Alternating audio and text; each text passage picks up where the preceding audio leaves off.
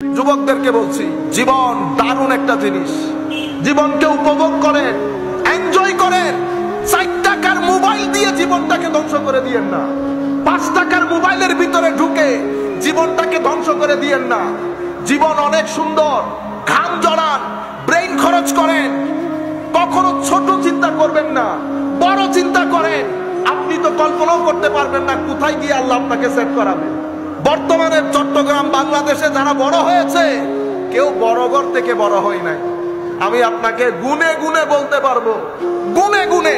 এক ব্যক্তির সাথে কিছুদিন আগে দেখা, সেই ব্যক্তি একটা সিরামিক কোম্পানিতে দোকানে সেলসম্যানের জব করে, সে এখন সিরামিক কোম্পানির মালিক। আপনারা বুঝতে পেরেছেন? আমি আপনাদেরকে বলছি, নিজেকে কখনো ছোট মনে করবেন না। যেই হোক, বুঝার চেষ্টা করেন। সকাল সকাল উঠেন, নামাজ পড়েন, ফজরের নামাজের পরে কোরআনের তিলাওয়াত করেন। জীবন বেড়ে যাবে, হায়াত বেড়ে যাবে, ভিতরে স্বস্তি আসবে, শান্তি আসবে, মাল ও দৌলতের মধ্যে বরকত হবে। আমার আল্লাহর রহমতের ফোয়ারা আপনার দিকে ধেয়ে আসবে। দেখতে দেখতে দেখবেন জীবনের মধ্যে পরিবর্তন চলে এসেছে।